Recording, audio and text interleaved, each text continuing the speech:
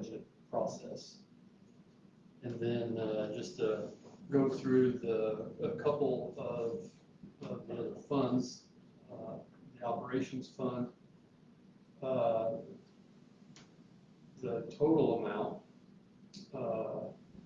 were statutorily, I guess, restricted to increase that levy by 4% based on the maximum growth quotient levy from the state. So that's the big number at the bottom is increasing by that 4% from 2025 to 2026. And then this just goes through kind of line by line how the 18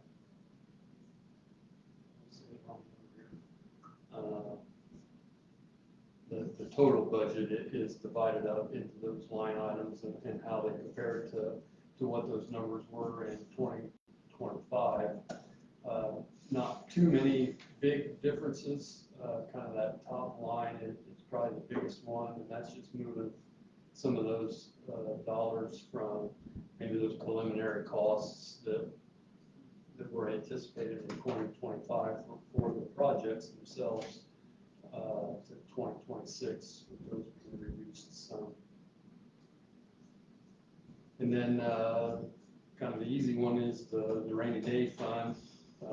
As past practice has been to budget $1 million to be appropriated from the rainy day fund in case that those funds would be needed, and we wouldn't have to go through the process of additional appropriation in 2026. So I have to answer any questions on any of the details. I haven't seen items listed on capital projects plan. That certainly is enough for certain to-do list. That is just to build an idea of need. Yeah. People would just see that, they would think that it's already been portrayed. That's correct. Right. I don't know if there's any on there, but I'm sure there's some that have been continued to be pushed on from one year after another. That are probably on there when I first started. So they just keep rolling on. They never go off the list, is what you're saying? Just stay on. Wish list. Yeah. I will iterate one thing Travis mentioned about the 4% revenue increase. Yeah, the growth quotient does allow for a 4% increase in levy revenue, but in lieu of what we learned in work session, there'll be some circuit breaker impacts that will probably increase that circuit breaker impact for us regardless, and therefore the revenue that we're looking at is probably going to be very similar to what we received this past year. So doubtful that there'll be much, if any, increase when it comes to that tax levy revenue and operations fund.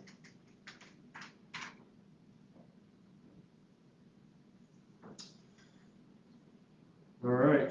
I think the only action we need is just approval to advertise those two plans, so that when we have to advertise them about 10 days before we actually have our hearing. So once we get this done, we don't necessarily have to advertise them right away, but we want to make sure that we can get them advertised within that allotted time allotment. We need to approve the capital projects and the bus replacement. So you're gonna advertise it. Yes. We'll make a motion to do so. Second. Got a motion and a second to advertise 2026 capital projects and bus replacement plan. All those in favor say aye. Aye. Any opposed? Passes. And I will say next year's schedule of all this stuff, I'm planning to get back to what everybody's used to, kind of spread out a little bit more than this year. With that being said, real quick, what's the reasoning behind the buses? Do we know? I mean, they keep kicking the can down the road. Why aren't we getting these buses? Does anybody know? I've never got a really good. I'm just curious. No, I don't know that we've ever got a really good answer. I think it's just, everybody's in this situation. I think it's just a matter of, getting all the parts that's needed, and that everything is, in some areas are still on hold. Get those- Just now we're meeting our bus inspections and don't need them buses. Save money. I mean, yeah, I think they're still blaming COVID. well, I mean, that's what we heard last year. Those are hard numbers, though, they've already been signed on. Yeah. for. Yeah, we don't have a choice on that. The new ones that come along. Yeah. We'll watch. Budget on that. Mhm. All right, is that all for that business? We can move on to personnel. Well, this got changed a lot. All right. Got a couple resignations. Erica Garber, treasurer at Northwood Southwood, effective 8/22, and Paige Klingler, teacher at Southwood Elementary, effective immediately. Employment, Randy Leach, bus driver, South, Kimberly Taylor, paraprofessional for Southwood Elementary. Looks like all these are effective for beginning of the school year. Adriana Gomez, paraprofessional, Southwood Elementary. Ashlyn Klein, kindergarten teacher, Metro North Elementary. Ann Deardor, physical therapist for WMAP. Mary Merrill, paraprofessional, Northfield High School. Corey McKay, paraprofessional, Southwood High School. Shelby Meyer, nurse, Southwood High School. Amy Lambert, science teacher, Northfield High School. Tammy McCollister, sub-cook, North Schools. Lori Post, sub-teacher, all elementaries, or elementary only. Courtney Finney, sub-teacher, elementary only. Under leave, 192, leave begins August 7th through October 6th. Retirement, Cindy Klinger, at-risk paraprofessional, Southwood High School, and that was effective at the end of July. Transfers, Cora Rozier, transferring from paraprofessional to pre-K4s, teacher at Metro North. Aaron Rice, transferring from paraprofessional at Metro North Elementary to Sharp Creek Elementary. And then we have coaches. Northfield coaches, all effective for this season. Andrea Beeks, head cross country. Eric Kirtland, assistant cross country. Hannah Brubaker, assistant cross country. Ariel Miller, head girls golf. Brock Seislow, assistant girls golf. Haley Shockham, head cheer. Tiffany Bartu, Barton, assistant cheer. Brittany Dawes, junior high cheer. Braylon Dieter, junior high volunteer cheer. Brandon Baker, head football. These are all assistant football. Stan Cox, Jeff Campus, Matt Burkhart, Joe Halderman, Micah Higgins, Cale Dyson, Joseph Mitchell, Jim Curry, Adam Sweeble, Josh Bickle. Those are all assistant football. Casey Dyson, 8th grade girls volleyball. Tiffany Livesay, head volleyball. Shelly Myers, assistant volleyball. Kat Hopper, assistant volleyball. Kenzie Griffin, 7th grade girls volleyball. Emily Pennington, JV volleyball. And these are Southwood coaches. Cameron Shook, assistant football. Rachel Hurst, junior high volleyball. Kelsey Nickham, junior high volleyball. Laura Lingavartles, 6th grade volleyball. And Gracie Snyder, 6th grade volleyball. Can I get a motion and a second to approve all those HR? I move to this link. Second that. Got a motion and a second to approve all this HR, all in favor say aye. Any opposed? All right, motion passes. List. Reports. Matt, you got anything from Heartland? Have a meeting next week. Okay. Can I share a few things about Sure, Heartland? Floyd sent some information, I'm just gonna share it, I don't know if you guys are aware of it fully or not, but they have completed the roof project, and Garland and AAA Roofing, did a nice job with that. They have hired some new staff members, for graphic design, automation and robotics, and first-year cosmetology. And then, another interesting note here is that they have the opportunity to expand their construction program by adding ABC.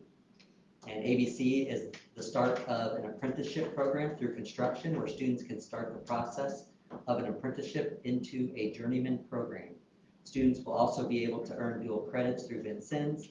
Students will get all aspects of construction from foundation, framing, electrical, plumbing, and HVAC. With our current program, we are unable to offer some of these areas, and we are very excited to start this as a half-day program this fall. So they have to travel to go somewhere, is that really remote? I think it's gonna be in-house. Mostly in-house? Oh, It's through like Vincennes, so they'll have some credits assigned to that, and kind of a program already made for them, so. They have room for that back, because building trade just always has that little area, it seems to me, people. They may be using more of the building outside, the pole barn to the south, or to the north. They'll figure out a way to get it in there, so. Because there's a lot of kids with one in construction, we got one house you can build. And we weren't getting enough students in there, because I don't know how many MSD kids did get to go last year. So, because Great little opportunity to get more kids involved.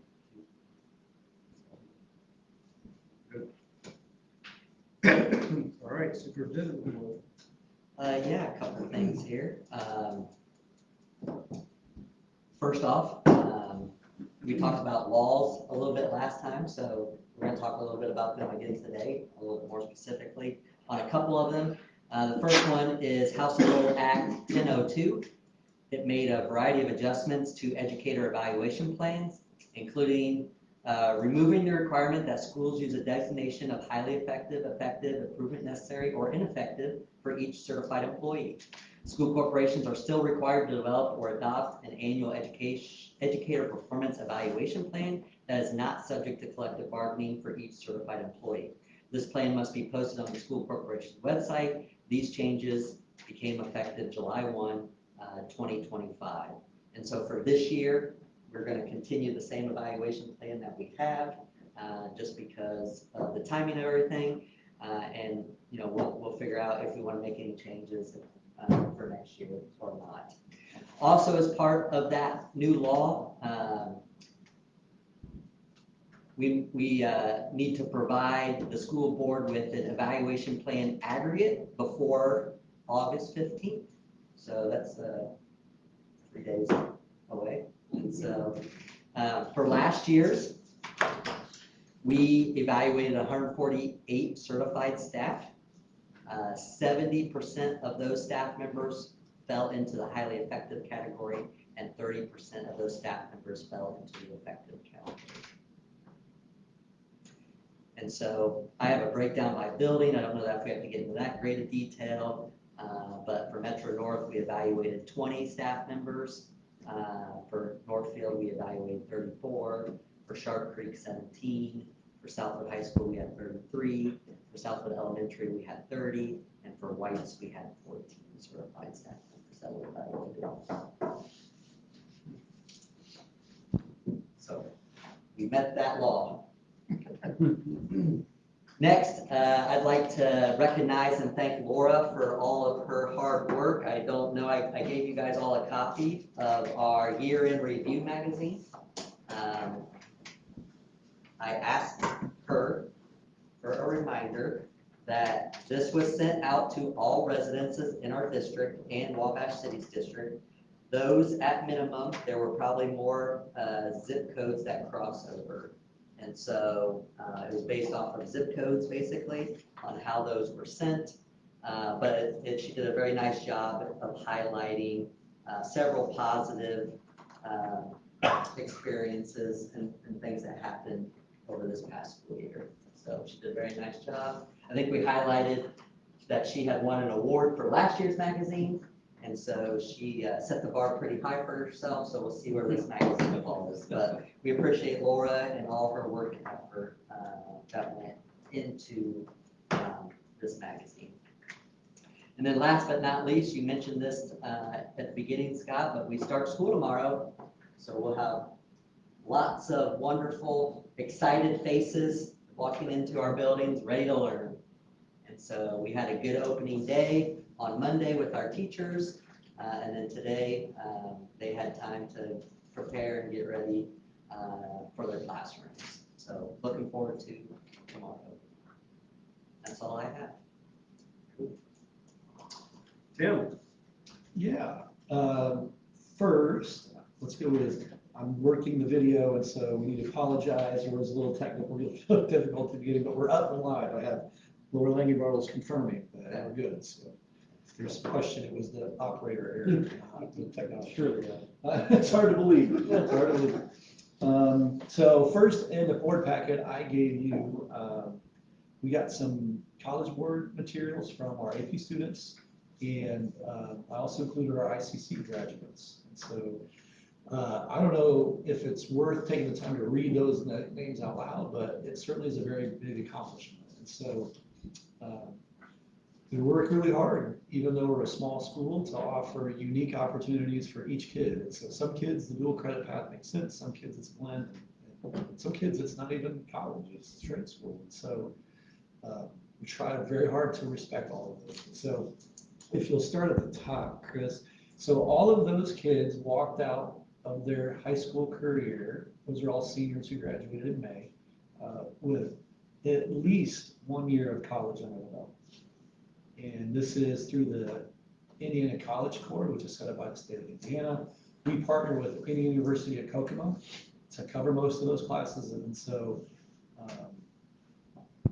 yeah, we know what money is that savings and it gets them ahead. So, and I say at least because several of those kids I know off the top of my head took multiple college classes in addition to that. So yeah. And we would have a lot of kids if I were to put in other ones that didn't get the ICC, but still got their first year of college done, just not through that specific program. And then under that, you'll see the AP stuff, and we've talked about that before. I found it interesting. I was able, a school near us shared their data, and so I'm just going to what they put on their social media. So you can see here, there's just some numbers to jump out. 97 students passed 100 or took 117, passed 117 exams for 14 different courses. And that is for our little schools, that's what we do. And you can see there, I pulled out a couple of classes. So our AP pre-calc class passed at an 83%. English Lit, 87, and you can see there. Now the art classes are smaller classes, usually 1 or 2 kids, so that's a little bit, but still, the kids that are in it are passing those and learning that. And so if you look at that next sentence, then I don't feel like it's fair to name the school, but just know that they have over 100 or over 1,000 students in high school, and they had, I feel like, smaller numbers. And so it's a pat on the back for what we're able to do. We stretch our dollars as thin as we can to get them out there for kids. And so, so yeah. Then underneath it now, you get the recognition from the College Board. So to be there, you can see you're gonna have a mix of seniors because some people started their junior year, and you're also gonna see graduates. So we have those people there took 3 or more exams and passed 3 or more, which is impressive enough as it is. And then you go underneath that, those guys are 3 or more with 4 exams. And then underneath that, with distinction, that bottom group, 3 or more on 5 exams. And I took the time to let you know, at the end there, you can see that student, they scored 5, scored 5 on 2 exams, scored 5 on 4 exams. That's the highest score you get. And so we like to put that out there for kids where this is a track, right? Like this isn't to say everybody fits that, but we feel very fortunate that we can find a way to offer that level of challenge, I guess, for those students that it fits. That it fits. That is not to say it fits everybody, but we have that as an option. So, any comments, thoughts, questions about that stuff? That second name is an overachiever. She gets it from her mother, so.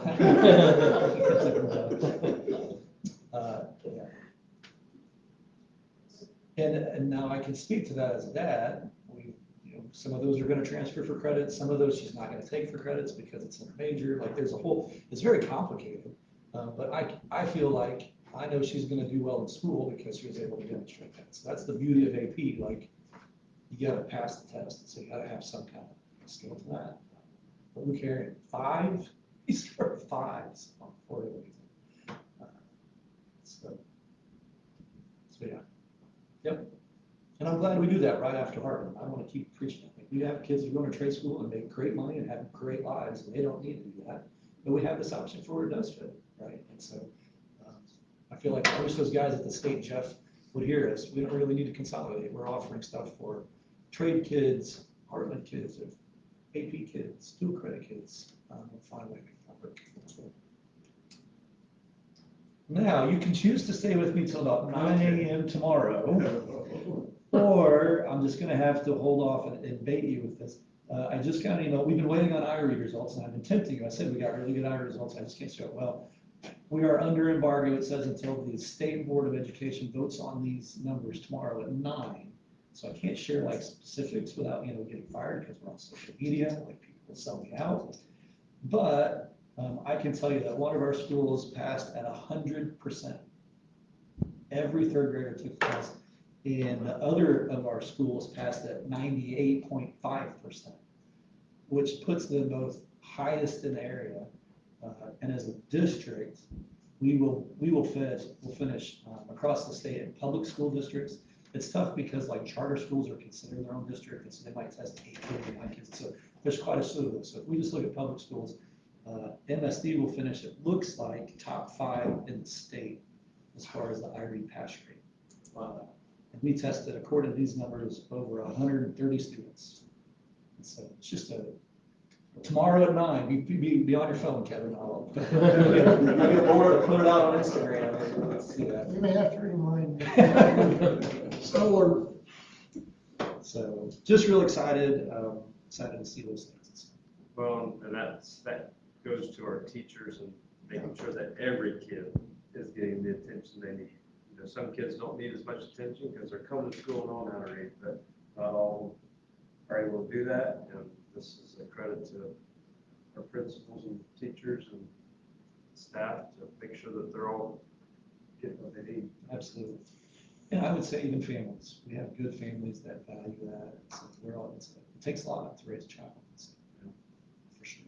Yeah. So social media blast is coming out. I imagine about 10 o'clock is when they'll vote. So,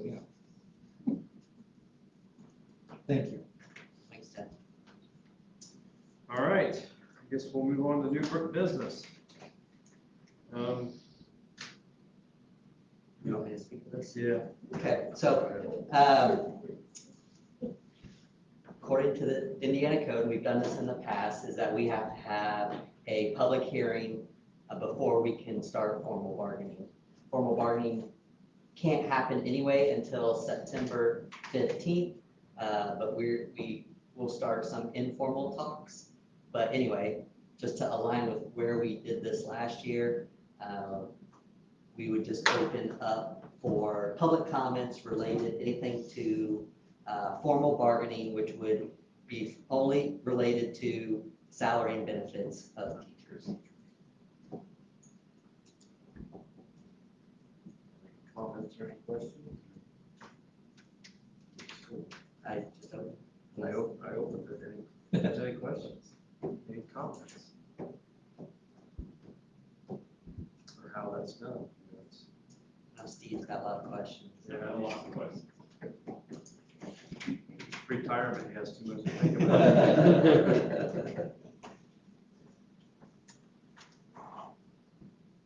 If there isn't any, close that area. Okay, that's good, thank you. Next order of business, I guess, is board policy. Sorry, I reached Yes, we got, under unfinished business, we got board policy, first reading of revised board policy number 4085 for student attendance. Yeah, so let me talk a little bit briefly about this here. So Senate Enrolled Act, which was another, Senate Enrolled Act 482, which was legislation that again came out, is effective July 1 of 2025, revised or created new requirements outlined in Senate Enrolled Act 42, which took effect on July 1, 2025. This new state law is designed to improve how schools report student attendance to the Indiana Department of Education by providing definitions and categorizations for exempt, excused, and unexcused absences. Importantly, SEA 482 also updated the definition of a habitual truant, a student in grades K through 12, and so the old law was grades K through 6. So that's the only thing that changed with this definition, was that any student in grades K through 12 who accumulates 10 or more unexcused absences in a school year will be considered habitually truant. In accordance with Indiana Code 2033-2-25, school districts are required to report students who are habitually truant to the juvenile court system or the Department of Child Services. So there's been some confusion out there, but we wanted to make sure that everybody understands that this is related only to unexcused absences, and excused absences do not count as being habitually truant. And so as the state is asking for data, in the past we would just send them whether the absence was excused or unexcused. Well, they wanted clear definitions of what the excused absence was related to. So they came up with these categories here, and so I have them shown up as part of the revision of this policy. So the first category is exempt absences, which we've had exempt absences before, but they were just counted as excused. But these are students that are absent, but they're counted as present because statutorily they are exempt. Those would be things related to service as a page, serving as a poll worker, court appearances with a subpoena, active duty, civil air patrol, educationally related non-classroom activities, which would be things like school field trips, exhibiting or participating at the Indiana State Fair, and or participating in a scheduled competition, exhibition, or event for educational purposes. So these are absences that are considered exempt. And so those would be classified and reported to the state that way based off of where they fell in that category. Now, as far as excused absences are concerned, these would be where students are absent out of school, but they are also counted absent, but they're excused. And the categories related to that are administrator approved, family choice planned, family choice unplanned, funeral or bereavement, medical, and religious. And so nothing really changes with how we've handled these in the past. We still have the prearranged absences. We still have medical appointments and absences. Some of those require doctor's notes. Nothing of that has changed. It's just now we have to report those to the state in that format. And so families will see new attendance codes, basically, on their Skyward reports if students are absences. And then, like always, if the absence is not falling under these categories, then it's an unexcused absences. And typically, our only unexcused absences are related to those that are not being reported or those that are needing to have some type of documentation, and documentation not being provided. And so nothing has changed with that either. And so we just want to make sure that we're clear on what these new categories are. related to. And also clear up the confusion that excused absences do not count towards anything related to being habitually truant. I had a parent ask me, so on the excused absence, are they required to call like in advance, like a day earlier to tell the school that their child has an Nothing appointment really tomorrow? changes with how they report things. Okay. And so a lot of times they can report it the day of. If they know in advance, that's totally fine as well. Obviously, if they're a prearranged planning thing and they're going to use a prearranged form, we've always asked that they turn that form in a couple days prior to the absence, because a lot of times they will get their work from their teachers early instead of getting it afterwards. And so to be able to do that, they need to know ahead of time.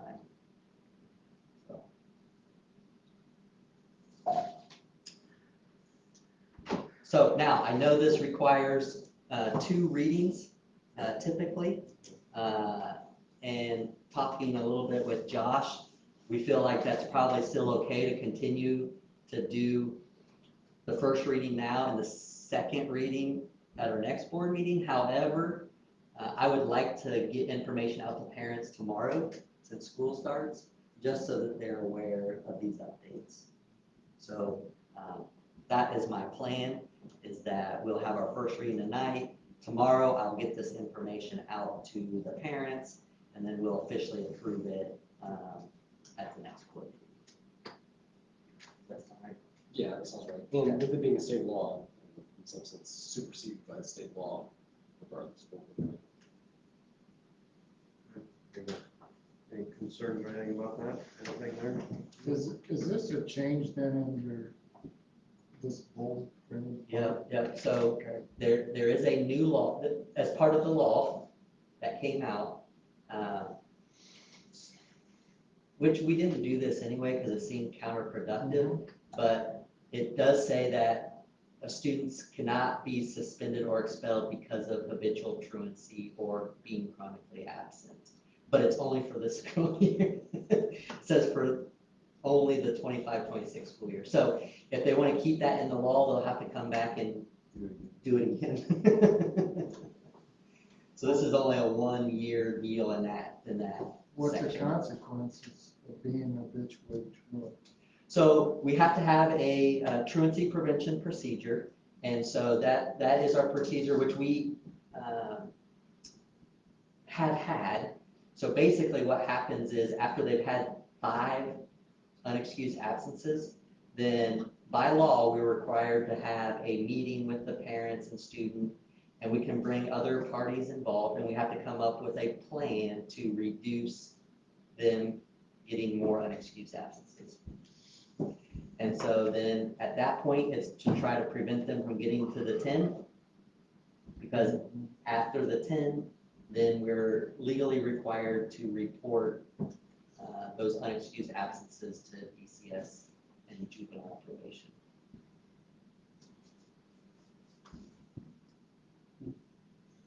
But again, these are only unexcused absences. I have some thoughts, but I'm not going to say. It's probably good. All right, well, we'll move on. Public comment. Any comments on anything for the meeting? Any items from board members? All right, we will adjourn.